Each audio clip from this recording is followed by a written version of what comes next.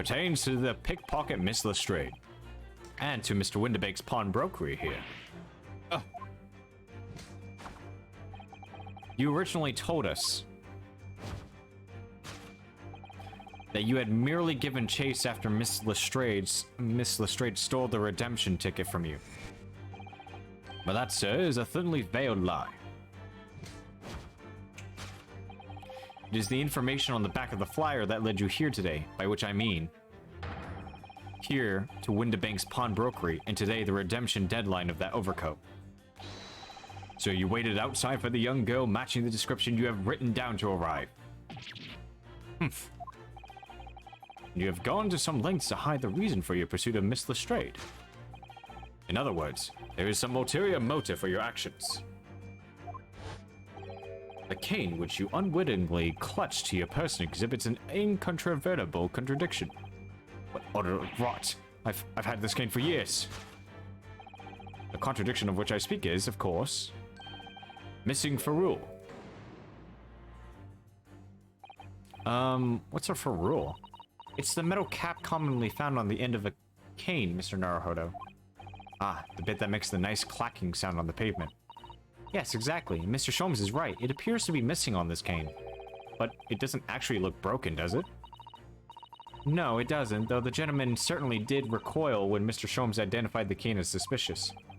In other words, there's some secret about the cane that Mr. Benedict would rather we don't know.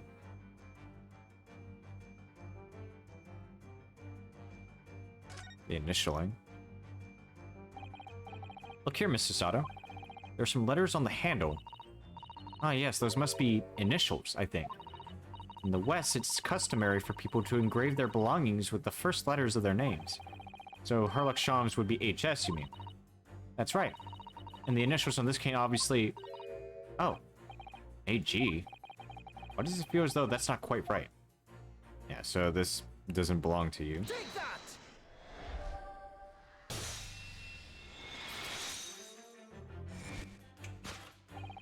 The contradiction of which I speak of course, the initialing. A most astute observation, wouldn't you say, Mr. Eggert Benedict? We are led to believe, sir, that your initials are EB. Yet in a most possessive manner, you have in your grasp a cane bearing the initials AG. An incontrovertible contradiction indeed, would you not agree? No, you're wrong. This cane is...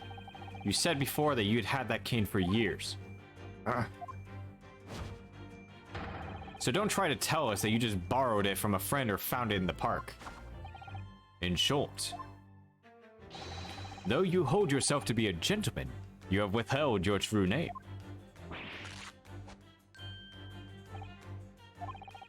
You've recoiled, sir. Something wrong? And in your recoiling, you inadvertently facilitate the answer of the next conundrum to present itself. Namely, what is the truth behind this rod you bear?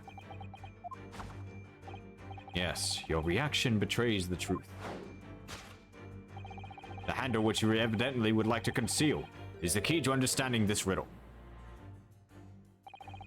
Let's consider the bare bones of what's happened here. Miss Lestrade redeemed that fine-looking overcoat. And now a mysterious man has appeared introducing himself with a fake name, and claiming that the overcoat belongs to him. But we know that he actually identified Miss Lestrade from a written description, which suggests that everything else he's told us is untrue. So what we need to do here is somehow prove that the overcoat cannot possibly belong to him. Well, I heard a rip, so...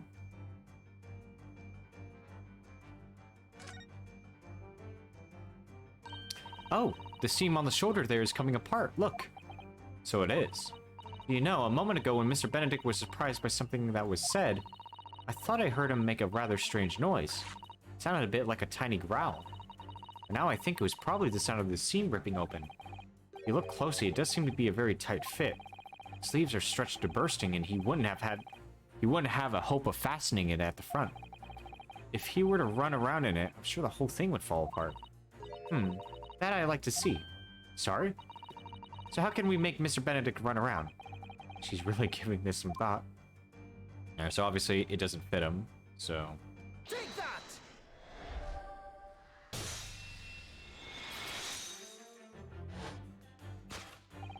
The split seam which you evidently would like to conceal is the key to understanding this riddle, you see. Ah. Yes, because the overcoat is rather obviously a poor fit. Having forced it over your broad shoulders, the seam is already breaking apart. My suspicions were aroused from the outset.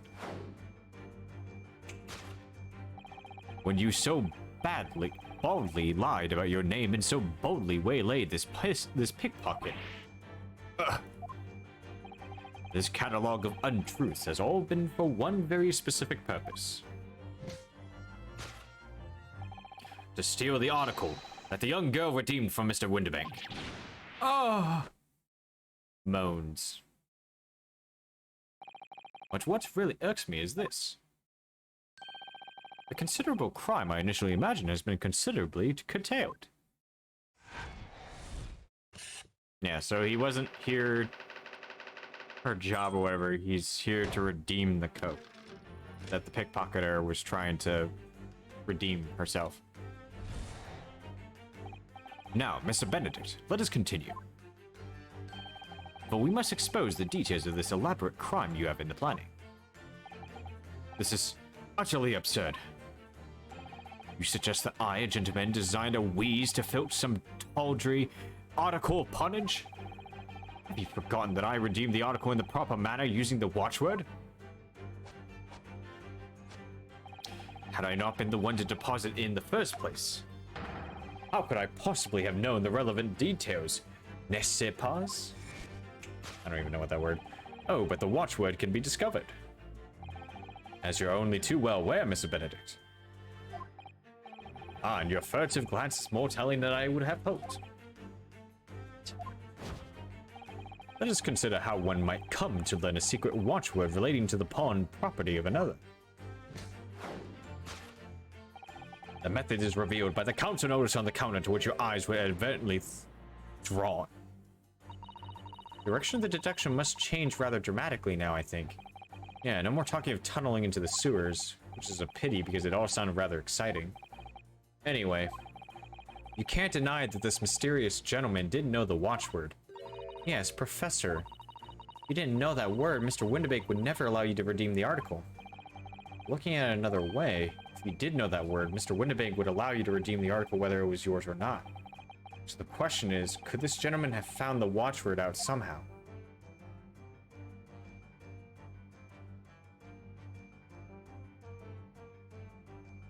Could have. Maybe.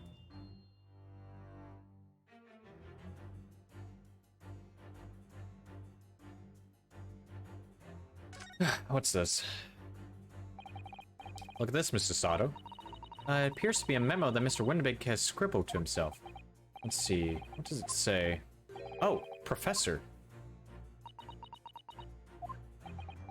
Bruh. Mr. Winterbank must make a note of the watchwords his customer give him right before their eyes.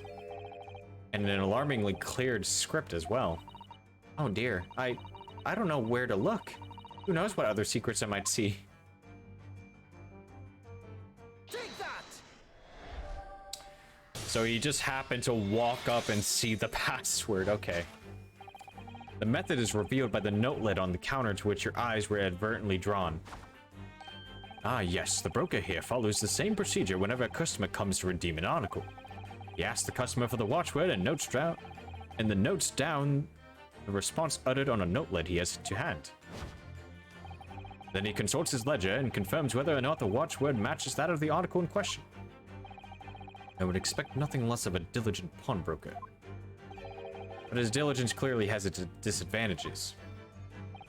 What are you talking about?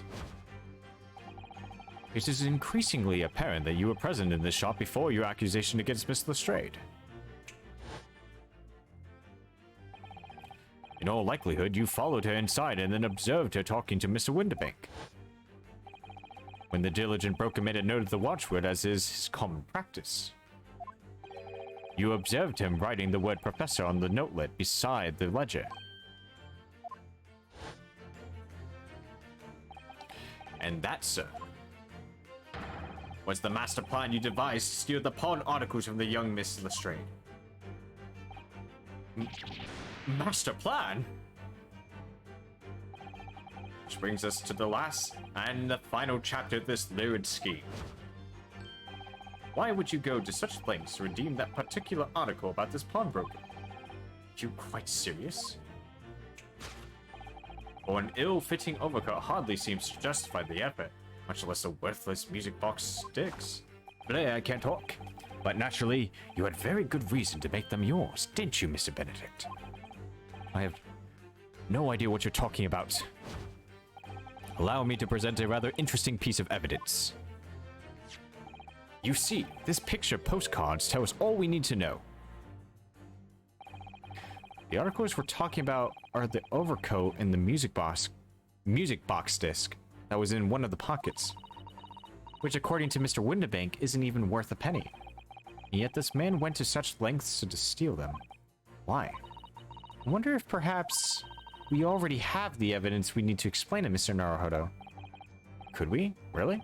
Better have a thorough look through all the evidence we've collected so far. I mean, the only evidence we have is this. Take that! Bruh.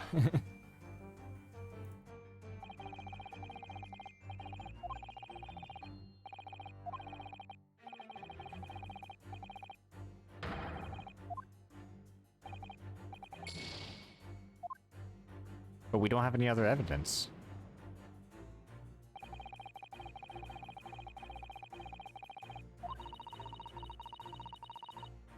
Ugh.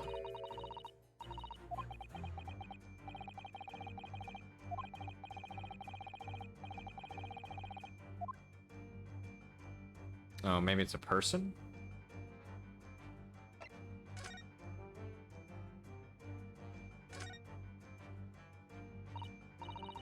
Oh, there's a little scrap of paper stuck into the reverse side of the disc. Look, a scribbled word or two. It looks like somebody's name.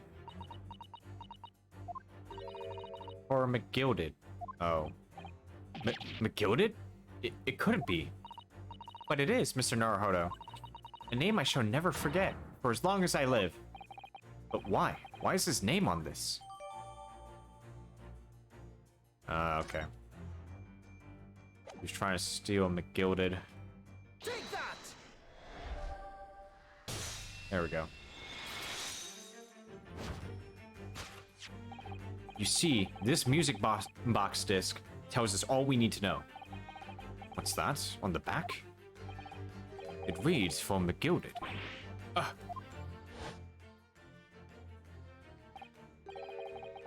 Ah, Mr. Magnus McGilded, the unfortunate philanthropist who perished in curious circumstances at the Old Bailey 2 months ago. A prominent man in London, though his lone mongering demonstrated a distinct lack of scruples. So, you're an associate of his, are you? Or perhaps a subordinate? Mr. McGilded was a man of unusually small stature, in fact. He was precisely the right size for that overcoat that you squeezed yourself into. Ugh. Your true identity remains shrouded in mystery, Mr. Eggert Benedict. But the final conclusion here is crystal clear. The reason you came to this pawnbrokery today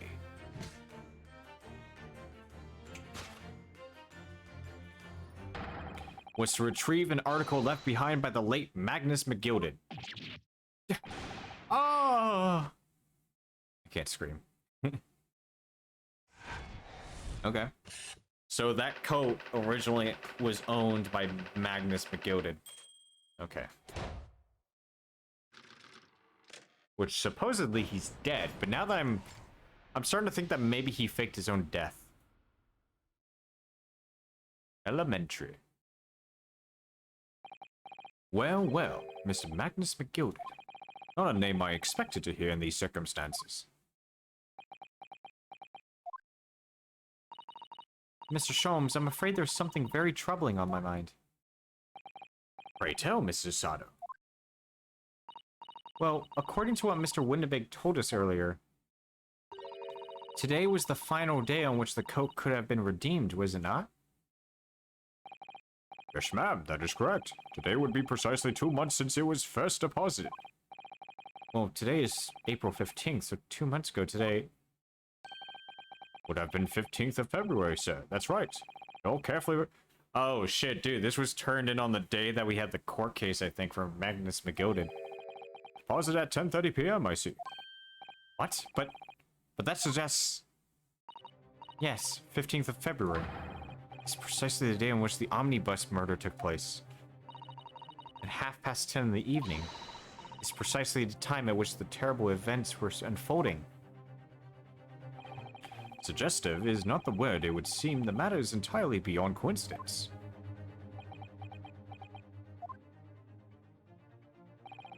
You are, of course, at liberty to make whatever outlandish deductions you choose. However... Oh. Okay. I must insist you hand over the music box disc now. Bro, everyone's packing in London. Jesus Christ. It would be a terrible shame for you to return to your native land in a box. What do I do? I'd rather not get shot, so here you go. He could shoot me at any moment. I hate to give in, but what other choice do I really have here? Mr. Winterbank, this is my shop. I cannot allow any harm to come to my customers. If that were to happen, I would have to take my own brother. Mr. Winterbank, no! Alright, that's enough. Alright, that's enough. Inspector Gregson. Inspector? That's right, Sunshine. The alarm was raised on one of our dedicated emergency lines, so we got here as fast as we could. Now, what's all of this about, eh? Why is that man trying to kill himself? Oh, praise be! You're here at last! I was moments away from forfeiting my own life in my own very own establishment. Why is this man so suicidal?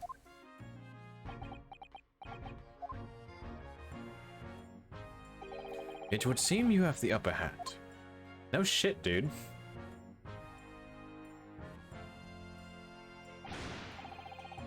Alright, you lot have got some explaining to do. I don't appreciate being bothered with some petty oggy-boggy. Petty? Mr. Winterbank very nearly met with his end. Yeah, well, by his own gun as far as I can tell. Oh dear. And the whole Britain could meet with its end if I don't get to the bottom of the case I'm supposed to be working on. What? What on earth is the case, Inspector? Spare no detail, Gregson. I might have said a little too much. No matter, it's nothing to do with you lot. Anyway, sir, you're gonna have to come with me down to the station. But of course, Inspector. Ah! He's getting away. Bro, this man literally danced his way out. After him, lads! Whistle the beat, Officer 2! Sir! God damn it. Christ, it happened again. There's been a spate of thefts at pawn shops around here lately. We've fitted emergency buttons underneath the counters for brokers to let us know that when there's trouble. Oh, Inspector, I was very worried there for a while. Very worried indeed.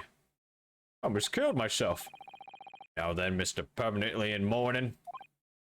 Oh, yeah?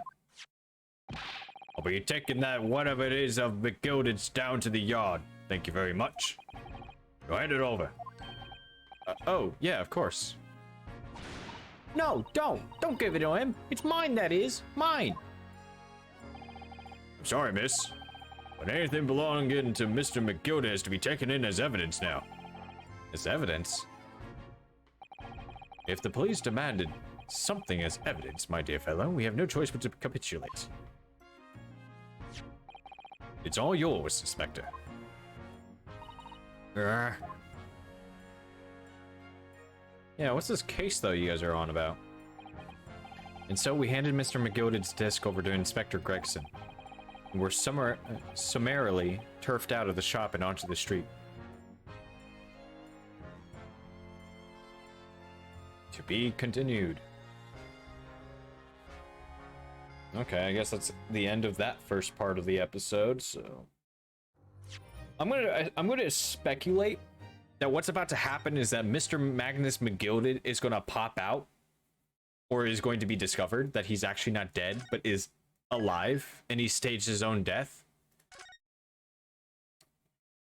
I feel like this is going to be another, like, Ace Attorney episode from the original series where, like, Edgeworth was accused, but in this game, it's going to be,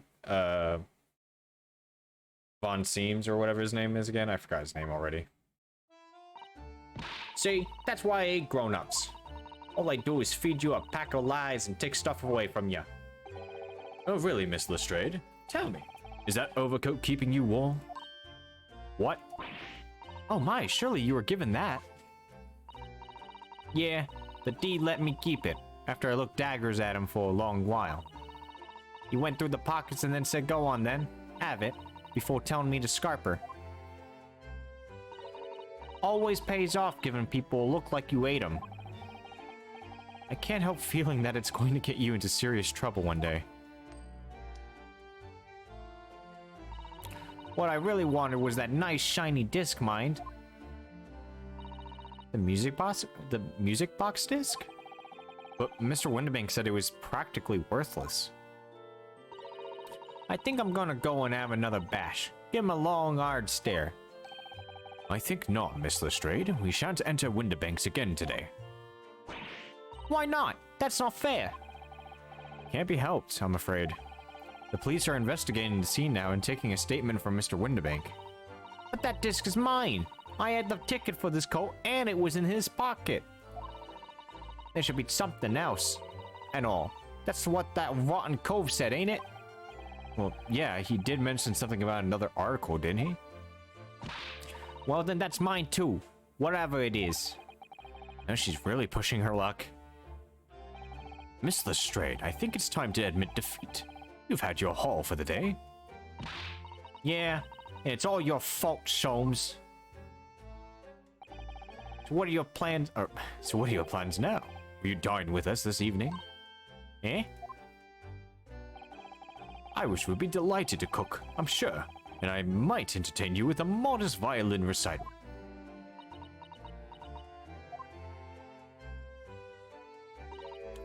No, Ter. Oh. Why would I come around your place, eh? Have you lost your head or something? Oh, and she ran off. Okay. Oh dear, she's gone. Having reviled on me quite unnecessarily, I might add. I can't help wondering if perhaps she might turn up anyway. Interesting. Once she's had a chance to calm down, I think there's a good chance she'll decide to come. Very well then. I'll inform Iris to set a place for our potential guests at the dinner table this evening. And one more thing. I should be glad of your company later today. Sorry? I believe I will have a rather splendid surprise to show you. Oh, how exciting! What is it? You shall have to wait and see, Mr. Sato. Until later, then. Okay.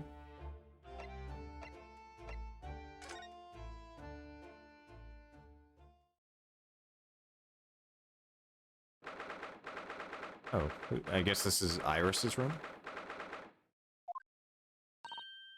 Ah, Susie and Bruno, come in, come in. Oh, good afternoon, Iris. Thank you so much for breakfast this morning. Oh, don't mention it. Goodness, look at the time already.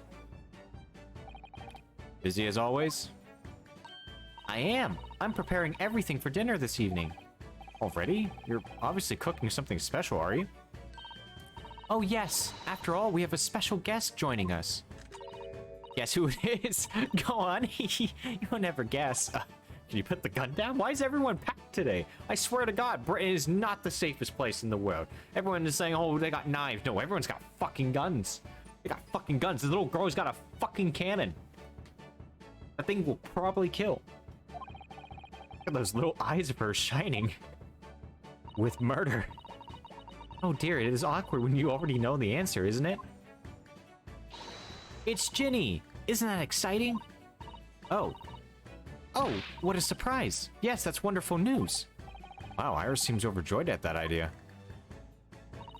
I can't wait to learn some pickpocketing tips from a real professional. Oh yeah, that does sound like fun. I'm not sure that's entirely appropriate. Are you, Mr. Naruhodo?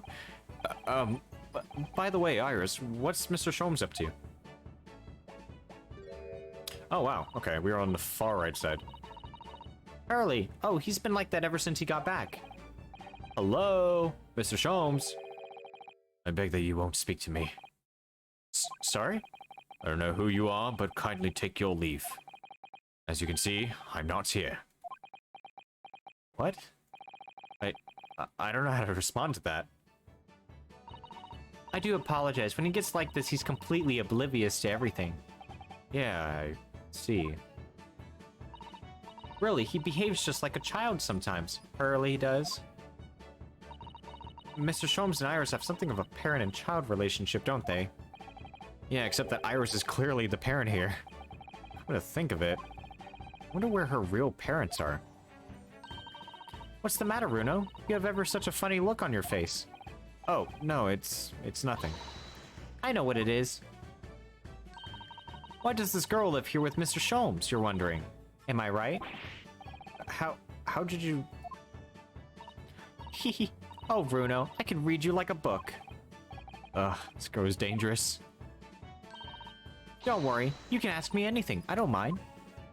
Yeah, okay, actually, yeah, we do have a few questions. So, by Ginny, you mean Miss Lestrade, the young woman from the McGilded case 2 months ago, right? Yes, who also stole my experimental smoke grenade launcher.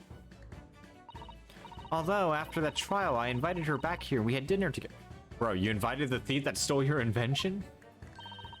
And now we're the best of friends. Oh, she's got such a kind heart. Very forgiving one. Oh, hee hee, what a lovely tale. Yes, now if I bump into her on the street, she runs away as fast as she can. Oh. And I chase after her down the back alleys. What? This fucking savage of a little girl. She pulls out her gun and is like, where are you going, Gina? Where are you going? Interesting idea of friendship. Yeah, I think her idea of friendship is very twisted. And then I let her have the latest colors of smoke grenade I have developed. Oh. There's so many beautiful colors in the world. Ginny wants me to make a whole rainbow. I suppose this means you've let Miss Lestrade keep this smoke grenade launcher, have you? Yes, that's right. I got bored of it anyway. Hurley always reacts the same way when I shoot him with it now. Poor Hurley. Ooh, I can't wait for Ginny to arrive. It's been too long since she last came over. I'm so excited. I hope she does actually come. Okay, why are you living with Sholmes? I'm sure you've been wondering why it is that I live here with Hurley, haven't you? Well, it has crossed my mind. That and where are your real parents? My mommy and daddy aren't with me anymore. Oh. Mommy passed away when I was oh. And at around the same time, my father... Well, he had to go to a faraway land because one of the cases he and Hurley were working on. Oh. Wait a minute. Did you say he and Hurley? Yes. Daddy and Hurley were always solving mysterious cases together. Oh, wait. Is her father the original, Winston? Is that his name? I forgot. Hold on. I'm forgetting shit. Hold on. Sorry.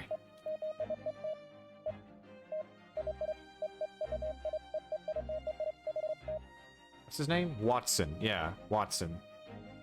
What's his full name, though? John Hamish Watson. Okay, so... Interesting. She didn't mention that before. He wrote them all up in his diaries. That's what in the metal chest over there. That's what's in the metal chest. Okay. Really? He recorded them all? So, you mean it's true, Mr. Sholmes really did have a partner with whom he tackled some of his most taxing cases? Oh yes, I mean, it's always nice to have one, isn't it? So Mr. Sholmes' partner was your father? Exactly. Hurley told me I wasn't allowed to look in the chest, but that only made me want to look even more, so I opened it up and found your father's memoirs. Yes, so I asked Hurley, who wrote these? He nearly fell off his chair. But then he told me, that's when I found out that the author of all those accounts was my father. So Iris's father was Mr. Sholmes' partner. Interesting. What was his name, though? I practically lived with Hurley all my life. I was tiny when he took me in. So, it came as quite a shock when Hurley told me he wasn't really my daddy. I mean, must have done. I wonder why Mr. Sholmes chose to tell you, and at such a young age. Hurley says it's because he wouldn't have been able to hide it from me. Oh? Well, having lived with Hurley all these years, you might say that his ways have rubbed off on me. There are some things I can just see. Especially lies. I almost know when people are lying before they open their mouths sometimes. Right. Anyway, I was so fascinated when I read Daddy's diaries. That's what inspired me to write The Adventures of Herlock Sholmes, actually. I'd always assumed Mr. Sholmes simply told you all those thrilling stories. Oh no, Hurley's hopeless like that. He forgets everything. As soon as he solved a case, it all but vanishes from his mind. Oh, I see. The other day, it was so embarrassing. As usual, he totally forgot about the case he just solved. So the very next day, he gathered together all the people involved and proceeded to solve the case again. It was quite a shock for everyone. Can say that again. You share your father's surname, don't you, Iris? That's right, Wilson. Oh, Wilson, Watson. Pretty much. Daddy is Dr. John H. Wilson. Ah, okay. So the name is the same. Just the last name is different. It's Wilson. John Wilson. I learned from his diary that he's a doctor of medicine. Okay, alright. Now this makes sense. Okay, so she's not the actual Watson. The original Watson was around and alive, but I guess he passed away probably or something, or he left for some reason, and then left his daughter here with Sherlock, or Herlock. That's what prompted me to study so that I could earn a doctorate as well. Iris's father went to some distant land, and is a doctor by the name of John H. Wilson. Actually, wait. There might be a chance that maybe he's off in a war? I'm not sure.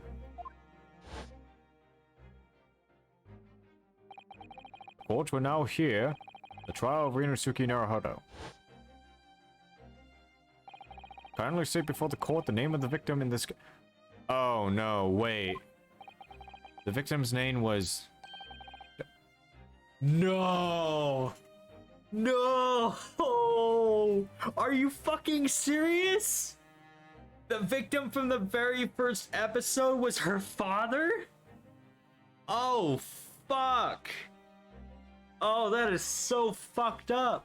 Oh, no. Oh, dude, that is oh, no. She doesn't even know, does she? Oh, fuck. I gotta tell her. Oh, no. That's right. Visiting professor of medicine at Imperial Yumi University.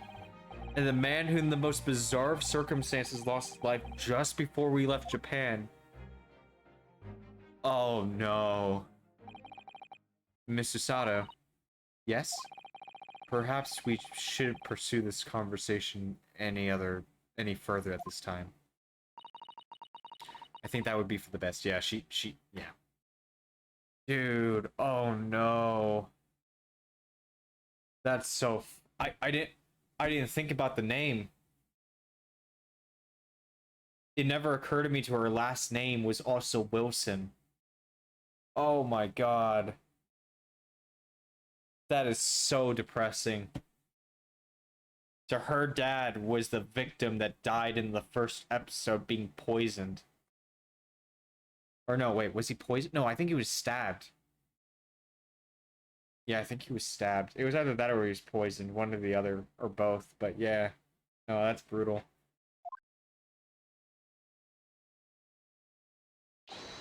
Ah, my dear fellows, how good to see you. Eek, Mr. Sholmes. Why ever did you not make your presence known to me before? Well, no matter now. So, how the devil are you? We've been with you for most of the day. Ah, goodness, really? Do tell me, Mr. Sholmes, is your violin unscathed? My violin? Whatever are you talking about, dear madam? Never mind that now. I have something far more interesting to show you. Behold, my dear fellows. Oh, another music box disc. No, not another disc, Mrs. Susato. This is the one Gregson had demanded we hand over as evidence. Mr. McGilded's disc. Oh my. Then what's it doing here? You know, at times, Mr. Naruhodo, I think that though I am an undeniable turn for detection, I may well be more adept at larceny. Did you just steal this? Ooh, that would be wonderfully exciting. I'd be your pickpocketing assistant. And Bruno could be our go-to lawyer if we ever got caught. Right. Plus, Susie has such why are you holding a gun? Plus, Susie has such beautiful handwriting. She could write all our menacing crime notifications. Yes, I'd be delighted. No, you won't. Just going to pretend this conversation never happened, I think. Alright, let's talk. I don't understand. How did that disc come to be in your possession? I thought Inspector Gregson took it back to Scotland Yard. Quite correct. And that sort of uncompromising attitude is precisely why I always carry some of this. That's a bar of caramel, Mr. Sholmes. Your one and only friend in times of loneliness, if I'm not mistaken. If you will humor me, my dear fellows, cast your minds back to when the good detective confiscated the disc. We're taking whatever it is, yep.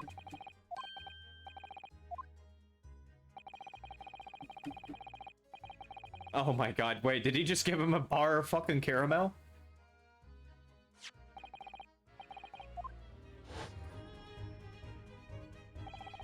For the briefest of moments, I had the disc in my hand, did I not? Yeah, you did, but I still don't understand. It was at precisely that moment that I summoned my one and only friend into action. I pressed the disc into a pair of bars. This. What? That's amazing.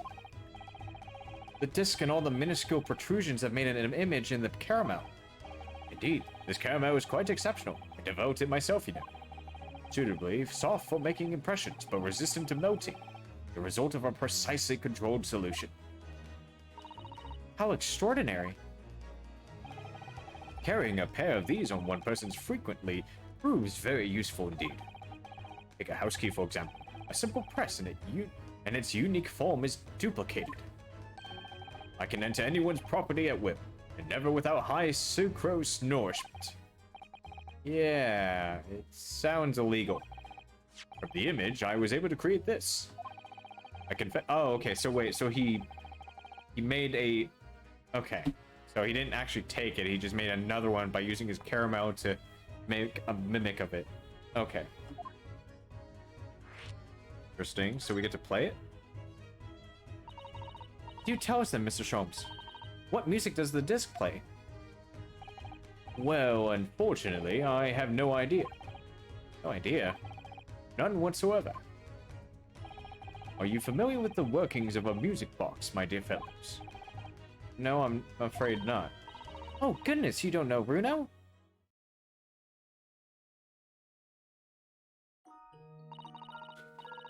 Inside a music box, there's a special metal piece called a comb. That's what produces the sound. Small protuberances pluck the different teeth of the comb as they rotate past it, making the different notes. The first music boxes to be invented used a rotating cylinder with protuberances on it. But over time, a new type of player was produced, which uses discs such as these. With that development, the popularity of music boxes spread far and wide all around the globe. Why exactly? Because the discs are easy to produce and can be interchanged to facilitate the playing of different tunes. There are a great many firms in Europe now manufacturing music boxes as a result. It is wonderful to be able to enjoy music, even when no performer is present. But it is the very success of the invention that means we are now presented with an insurmountable problem. What do you mean? As you may imagine, the construction of one firm's music box does not match that of another. We have no way of knowing in which music box this particular disc was designed to be played. There is no resolution to the problem, I'm afraid. It's quite intractable. Ah, I see, so that's why. Naturally, I tested the disc of these few music boxes I have at my disposal. As you can hear, to no avail.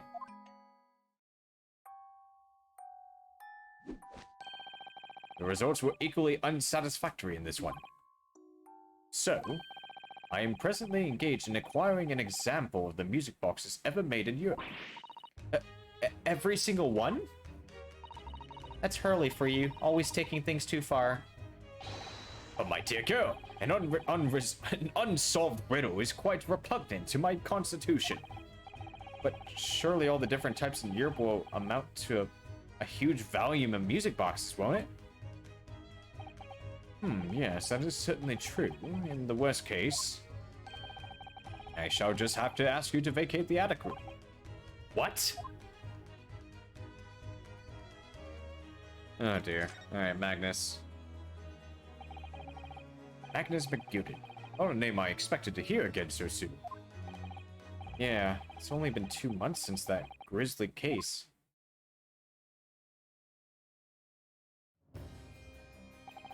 Mr. McGilden perished within hours of the trial's conclusion.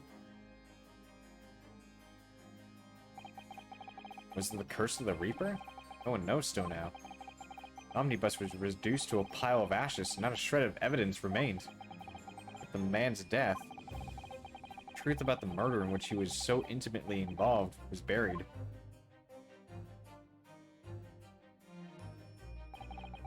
Even though we successfully established Mr. McGilden's innocence in the trial, newspapers are still claiming that it remains an unsolved case.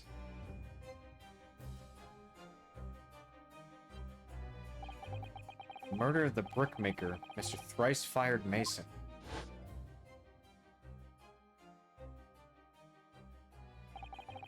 In the end, the truth of the matter remains a mystery. We still have no idea what really happened that night.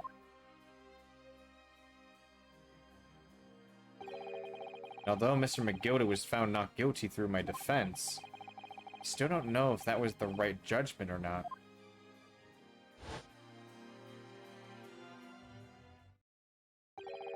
It would appear the case is not yet closed.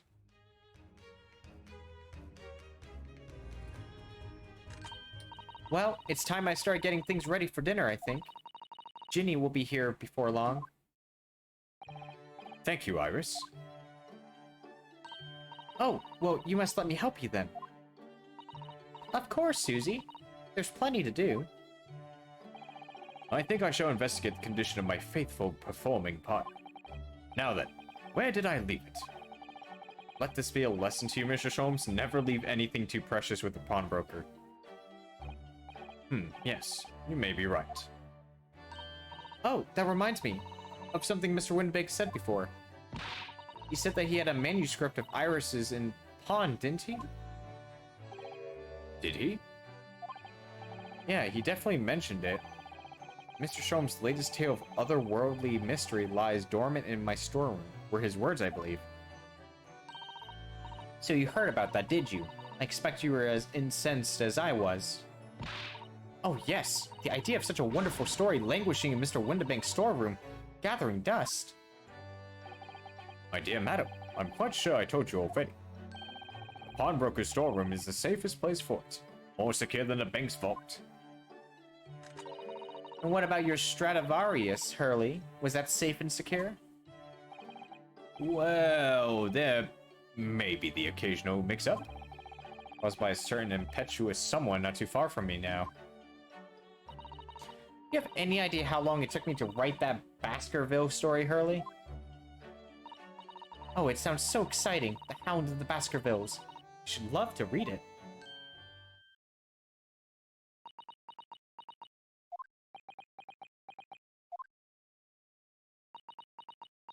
I'm sorry? Ah! What's going on here? Why does it feel like an icy chill just swept through the room? Susie, what did you just say? You said the Hound of the Baskervilles? But how could you know the full title? Well, that's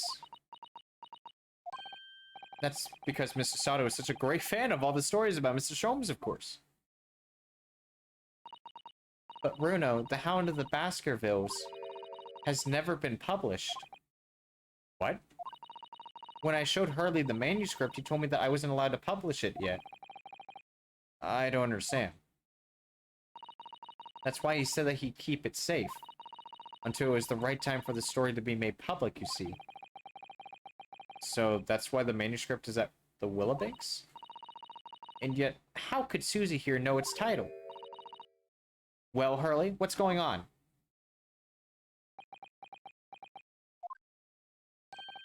Ah. What is it, Mr. Sholmes? It would appear our guest has arrived.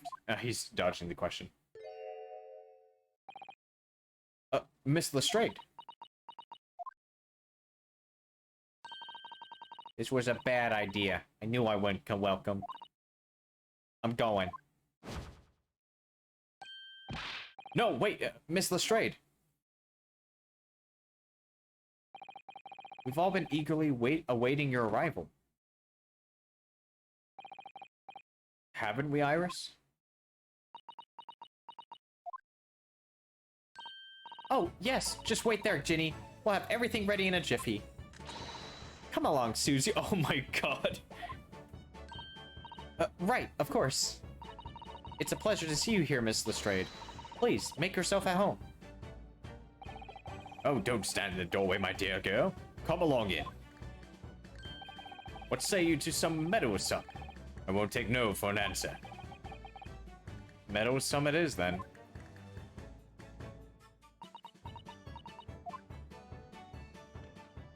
Oh yeah, there's the cat in the house!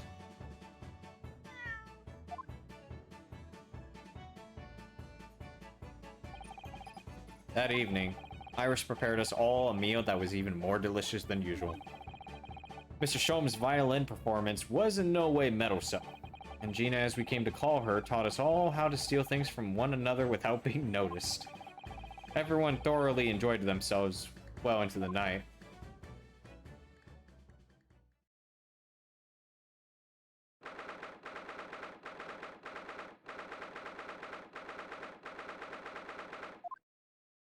Alright. That was a very enjoyable evening, wasn't it? Oh yes, Iris's cooking was truly divine. I feel as though I can still hear the enchanting strains of Mr. Sholmes' violin even now.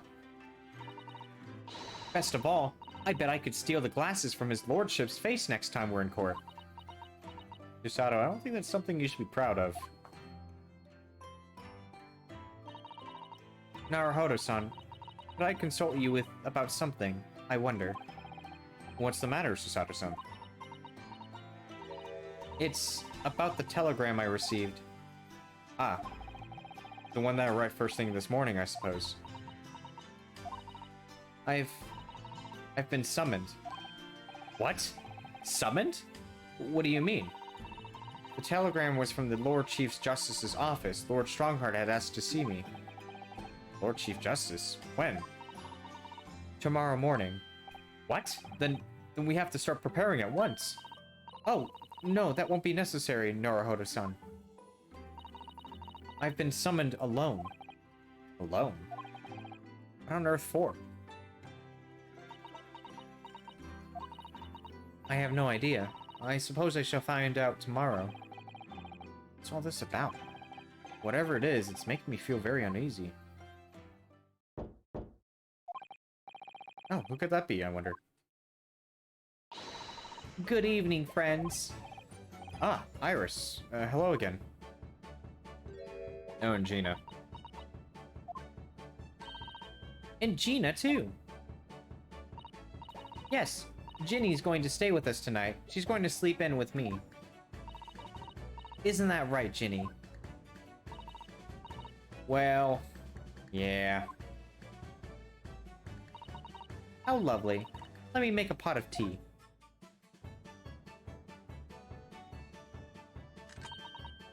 You know, I've learned so much today. Oh, what? In particular? All those things Ginny showed us. Wasn't it wonderful? Oh, you mean all those pickpocketing techniques? We had fun trying them out on each other, didn't we? I think I've awakened a natural talent. I could earn a living from it. You might be getting ahead of yourself a little there. So, what brings you up to our humble quarters at this late hour? Well, you see, I came to return this. Wait, what? That's mine! Oh my, however did you... I told you, didn't I? I have a natural talent for it. Oh yeah, I've forgotten. Iris literally is a child genius. So anyway, here, you can have it back. Not that I really understand why you wear it, though. Oh, thank you. Alright then, good night. Yeah, good night.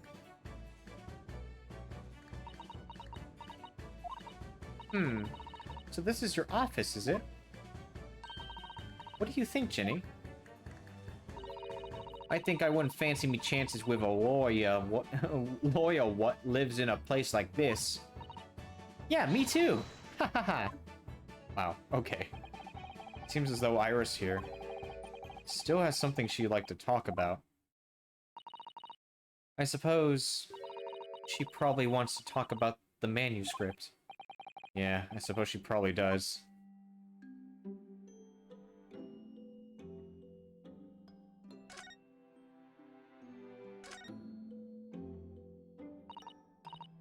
Iris, I suppose you're hoping to talk about the manuscripts, aren't you? Aren't you going to tell me? I'm so sorry. I need a little more time, please. But more time for what? That you read it, or...? Alright, I understand. I hope I haven't made you feel awkward. Oh, no, not at all, Iris, not at all. I don't know what all this is really about, but... it's a story you made up, is it, Iris? It's mantle script, or whatever you call it. It's not exactly a story that I made up. It's something I read in Daddy's diaries. Daddy's? That's right. I don't suppose I've mentioned it to you before, Ginny, but... my daddy was Hurley's assistant once, his partner.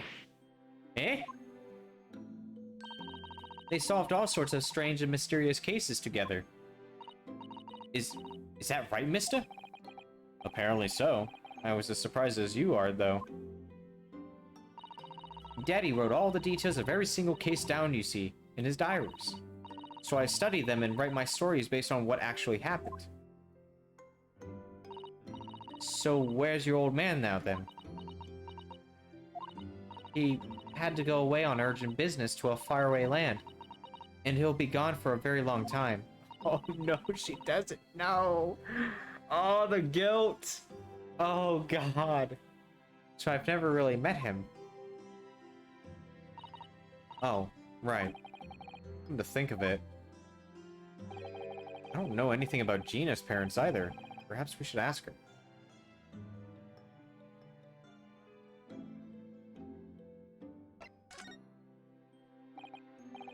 Iris, this Hound of the Baskerville story. I take it that it's another tale inspired by your father's accounts. That's right. I thought it was fascinating. But it's different somehow. From the other cases, I mean. Oh? How?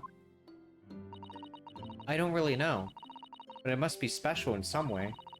Because after I'd written it and I showed the manuscript to Hurley, he turned as white as a sheet. It was the first time I've ever seen him like that. It pains me to have to say this after you toiled over Giselle. But this story must not be published at this time. Under any circumstances. But why not? It's one of my best works. I'm not at liberty to say. Not now, so please do not ask me. Alright then. I won't. And I do solemnly swear that I will explain everything one day, Iris, when the time is right. And that's how the manuscript came to be with Mr. Windibank, isn't it?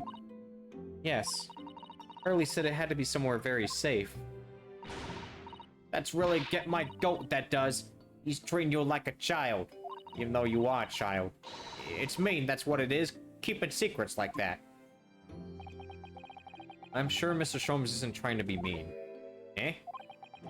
He said he wasn't at liberty to talk about it. I'm sure there must have been a very good reason. I think so too. You lot are too trusting for your own good. But he can't pull the wool over my eyes. Sholmes is lying to Iris. I bet my life on it. What? Hurley's lying to me?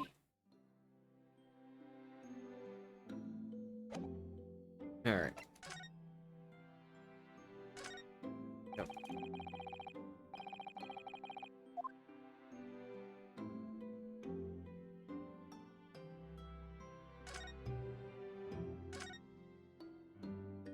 Let's ask you your parents.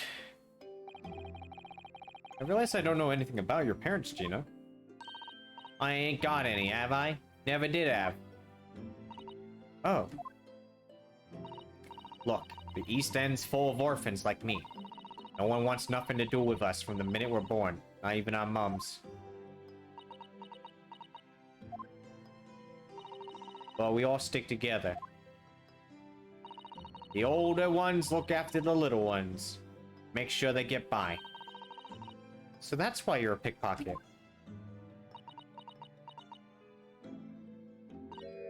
Nah, diving's my life. I love it. I get a kick out of it every time I lift some pompous idiot's purse. That's all we all afford to eat. Like Robin Hood. Ain't I? Oh, I see it.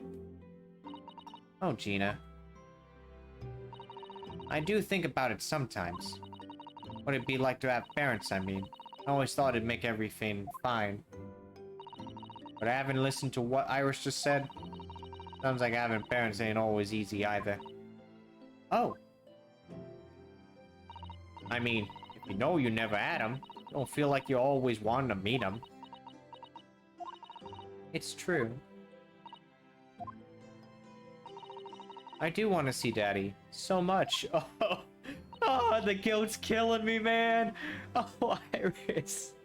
Oh, Susanoo, we gotta tell her. We gotta tell her the truth, man. It's game over. We can't keep hiding this.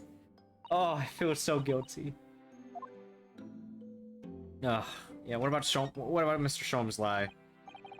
Gina, what did you mean when you said that you know Mr. Sholmes is lying to Iris? Well, he reckons he popped that manuscript or whatever, right? Oh, come on. That's obviously a load of rubbish. Oh my, why would you think that, Gina? It's simple. That story really in old Windibank's storeroom. There's no way something from half a way around the world, in other words, you could know about it. Ah. Sorry, Iris, but if you ask me, he sold it. Without telling you. But Hurley would never do such a thing like that. I'm sure of it. Ha! Grown-ups do a lot worse than that, believe me. Bare-faced liars, the lot of them. Just ain't realized it yet. Oh, Gina, come on, give some Iris some slack, goddamn. She's just a kid. Telling you, the manuscript ain't at Windabanks. Soon see if you had a look. Even if you think you can trust him, I don't. That Sholmes is a liar like the rest of them. If I'm honest, I have wondered if Hurley's telling me the truth sometimes. See? Oh, but I don't mean that I think he sold it. I mean, that I sometimes wonder if he might have hidden my manuscript somewhere. Somewhere I don't know. Even though it's wrong of me to doubt him. Don't be too hard on yourself, Iris.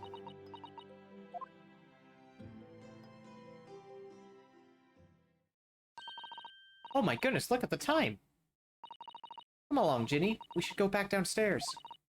Yeah, alright. And please, don't mention any of this to Hurley, will you? Oh, no, of course not. Good night then, Iris. Good night, Gina. You must let me make breakfast for you tomorrow morning. I insist. Oh, yes, please. I can't wait, Susie. Good night, then. Damn. Iris. Sure is easy to forget, isn't it? Sometimes she speaks just like an adult. Deep down, she's still just a child. Well, I think it's time that I turned in for the night too, Naruhodo-san. Yeah, I think it's time for us to go to sleep. Dr. John H. Wilson, Iris's father. But also, name of the murdered visiting professor at Yumi University. Can't be a mere coincidence. There's something deeper going on.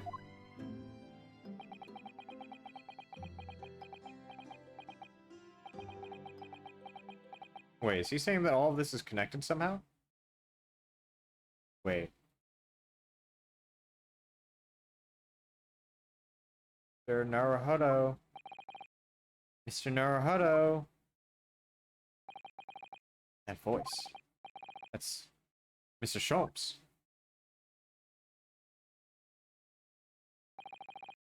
What's going on? It's the middle of the night. It's Miss Lestrade. She's gone. Gina? She was supposed to be sleeping in Iris's room, but her bed is empty. Well, she's an independent young woman. She probably decided to go home, no?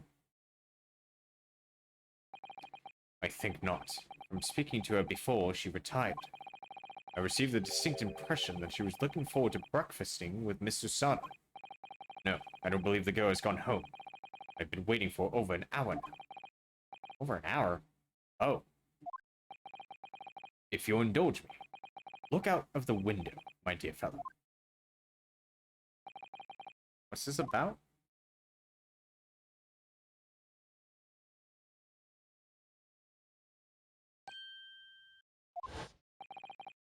Wait a minute. Why is there a light on this time of night? That's Mr. Windabank's pawnbrokery. Mr. Windabank's... Oh, no. Ah, shit! Gina! Why? You soft-hearted fool! You shouldn't have gone there just to prove a point! Ugh. Ah, shit. She went in there to try and find the manuscript and prove that he was lying. Or something.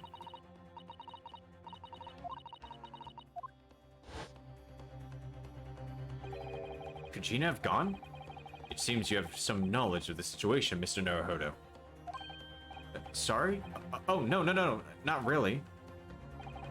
Well, anyway, we must investigate. At once. Mr. Sato.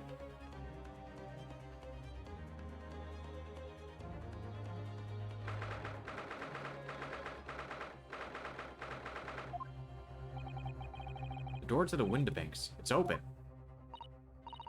And the lamp is burning. Must be Gina, mustn't it? Let us hope it's nothing more sinister. What? Come, there's not a moment to lose. Clearly something afoot inside. Is afoot, mine. There's no one here. Oh yes, there is. Oh. Ah! Mr. Sholmes! Mr. Sholmes! Oh shit, did he get shot? What the? Has Sholmes been shot? Leave me, Mr. Naruto. But after them, go! Right.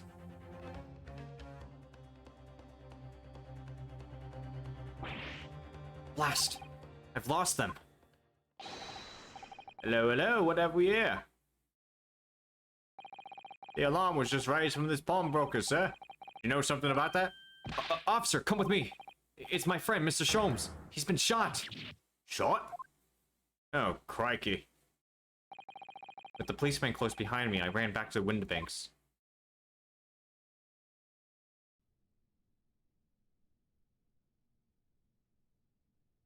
Oh, shit. No, wait, is he dead? Please tell me he's just hurt. Mr. Sholmes! Mr. Naruto. Okay, okay, he's still alive. How bad is it? Never mind me, but there's much at stake. Behind that door. In the storeroom. Hurry!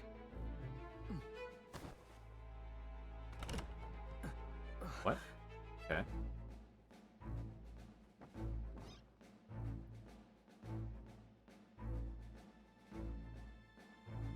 Oh, shit. Oh, no. Oh, and there's No! No, Gina! God damn it, now we have to defend her. Okay. Okay, those two figures looked familiar from the last case. But we're gonna have to figure it out later. But anyways. Oh man, this has actually been a really good episode so far. I like how they've actually started to interconnect a lot of stuff from the past episodes. So anyways, we're gonna take a break here. Tomorrow I will probably get a good chunk of the episode, hopefully get it done by the end of the day tomorrow when I stream. But other than that, I'm gonna stop here. I hope you enjoyed this. We'll catch you later. Bye.